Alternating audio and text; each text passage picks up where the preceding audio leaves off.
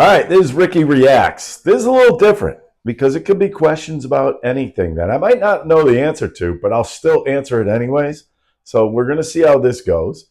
I want you to like and subscribe over here. Also, you can catch myself, Savannah Kelleher, Bill Colarulo on Unfiltered, 97.5 The Fanatic, 97.5thefanatic.com, and NBC Sports Philadelphia. I'm here with Dylan McKinnon today. He's going to ask the questions. He makes the questions up, so I don't know these things. Let's go, Bill. Okay, so Framber Valdez was recently accused of hitting his catcher on purpose. Yeah. I'm not going to ask you if you think that was on purpose or not, but have you ever been really upset with one of your catchers during a game? During a spring training game, I was. And the reason why, when I was with the St. Louis Cardinals, and in spring training, they used to have like a tin roof on top of the stadium, and the stadiums are low. And I was standing on the mound, and I told him during warm-ups, do not fire the ball back at me. I can't see it. Literally, he fires one back at me, never saw it. It went right by my ear and into center field. And I looked at him. I was like, what are you doing? I just told you not to do that. I said, I can't see. And I said, stand on that mound. Like, he came out to me. I said, stand on the mound, turn around. And it was like a huge, like, glare. You know, you look into the sun. That's what it felt like. And my eyes had the blue dots on them. So it was actually dangerous. And it was strange because about 3 or 4 games later, they put like a mesh tarp over it so it wasn't doing it anymore. They realized that it was actually somewhat dangerous.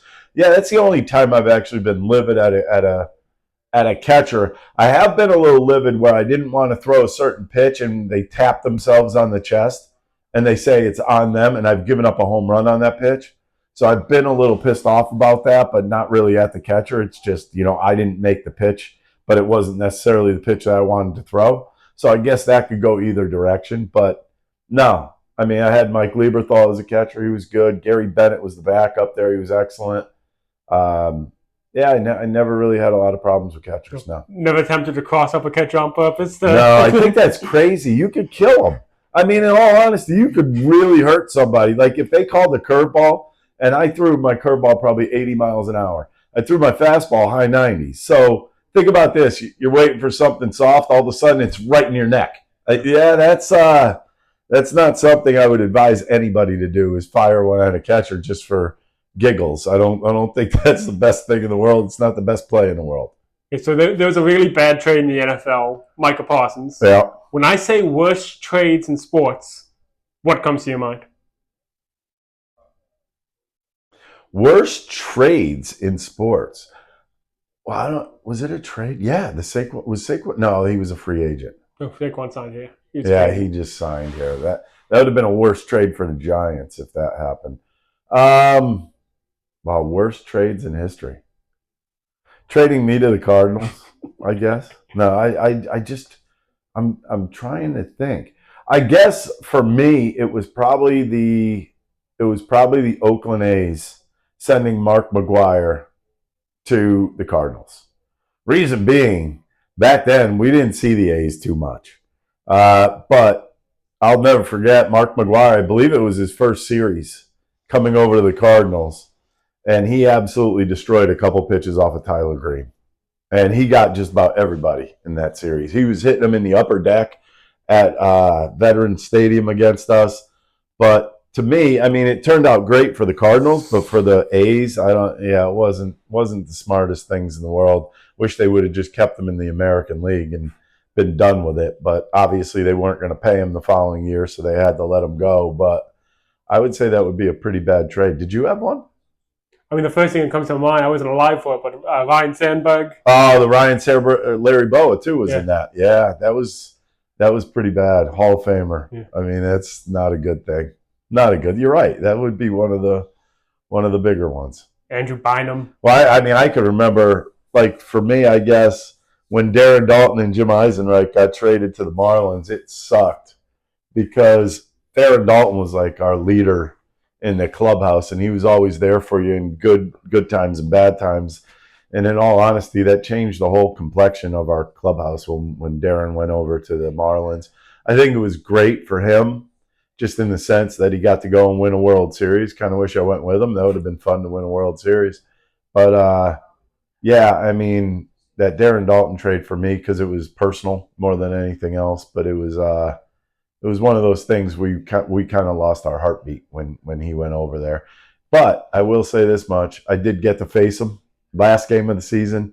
They came into Philadelphia, and the last out of the game was Darren Dalton against me. So, and I was nice. I told him I would throw him all fastballs, which I did. Okay, so an Idaho man recently broke a very weird record by taking 96 wet sponges to his face in 1 minute. 96 wet sponges thrown at his face in 1 minute. Why would you do this?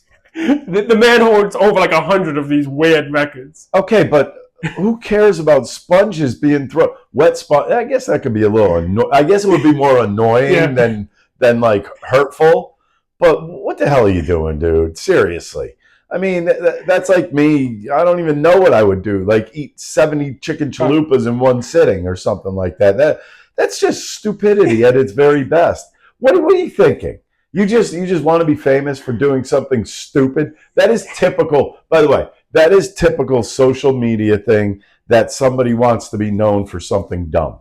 I mean, don't we have enough of that in this world? But a guy to throw 97? 96. 96. Why couldn't he go for 100? The previous record was 93. Why wouldn't you go for 100? And by the way, who's the idiot who started the previous record? Well, he set the record at 92. Someone broke his record. He had to go and reclaim his record. Maybe we should try this on Unfiltered. We'll go for 100. No? I don't even understand how you throw 96 sponges in that just sort of... boom, boom, boom, boom, boom, boom. I mean... I feel like it's going to... 96. That's like every half second you got to throw. Oh, you can do that. Yeah. Maybe we'll do it to you. You'll win. You'll get the world record for it. Well, you already someone answered. My question was going to be, do you have a weird random record you think you could set? You said the chicken chalupas. Picking my nose the most, getting the most, boogers in a minute. Is that even possible? What would you do with those? You'd stack them on a little sheet and go, look what I did? Come on. No, I wouldn't do something stupid like that. I mean, it blows my mind that people just tend to go out there just to kind of feel better about themselves so they get a world record for 96 sponges thrown in your face. I want you to just think about that for a second. We're going to break it on Unfiltered. That's what I think we're going to try to do. Piss that guy off. Okay, this question is from John and Andrew. They gave me a question to pass along. Yep. They want to know, why was your Unfiltered shirt baggy but Bill's was so tight?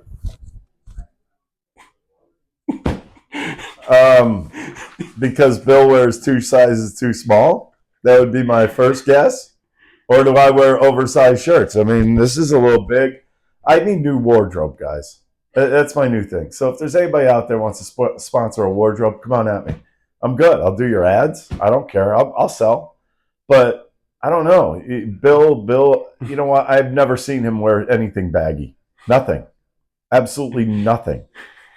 I'm surprised he doesn't wear Connor's shorts, which would kind of gross me out, I think, a little bit. But for the most part, he just loves himself. Good question there, Morning Show. Okay. How would you have handled it in baseball if a player spit on you, like we saw last night? Oh, it would have started a brawl. I don't know. I mean, see, in that situation last night, Dak Prescott was standing there, but the referee was literally right there watching the whole thing happen. So I guess if I knew the referee was there, I probably would have done what Dak did, and that would be absolutely nothing at that point. But, I mean, it's just disgusting, to be honest with you. Hit him in the jersey, thank goodness. Imagine if it hit you in the face or in the mouth. How mad would you be? Yeah. I would be livid. I would be absolutely livid. I mean, that is what if he has a disease or he's got some kind of cold or something, he spits right at you. You would be pissed. No, I don't know. Oh, no, man. I think that's horrible. I just think it's horrible. I guess in that situation that he was in, you just got to take it because you spit back, you're going to be out of the game too. You saw the consequences. But there's all that conspiracy of the second spitter thing with people who were sharing the video that who spit first. Come on. Who was that? Was it Roger McDowell? I don't remember. Yeah, it was Roger. Yeah. But who was the second spitter? I forgot who the second spitter was. It wasn't George. It wasn't Kramer. I don't know. Oh, it was Keith Hernandez. Yes, that's what it was. Yeah, Keith there you go. Hernandez. Got it. And then, what's worse? Someone spitting on you or like Barry Bonds charging the mound to come fight you? Yeah, it wasn't fun. The whole Barry Bonds thing was not as fun as everybody thinks. He was a monster. Yeah. I mean, I'm not that big. You could ask Dylan. Yeah. I'm 6 foot. I'm not a monster. I mean, I was pretty well built at the time, but I mean, I was trying to hide an elbow injury too on top of it. So I was a little short-handed. I didn't know what to do. You see this guy and it was 90 degrees. All of a sudden there's an eclipse. It was crazy. I don't recommend it. Really don't recommend either one of them. I'll take the brawl, though, over the other thing. Anyways, I want you to like and subscribe over here. Also catch myself, Bill Colarulo, Savannah Keller on 97.5 The Fanatic, 97.5thefanatic.com, and NBC Sports Philadelphia on Unfiltered, 2 to 6, Monday through Friday. What's up, everybody? It's Bill Colarulo from Unfiltered with Ricky Bo and Bill Colarulo. Thanks for watching. Make sure you're subscribed to our YouTube channel because we post a ton of content. It's not just what you hear on air. We're posting content all day long. We do some things before the show, after the show, even stuff during the show. So subscribe, like, do whatever you got to do. We got all this content coming to you every single day.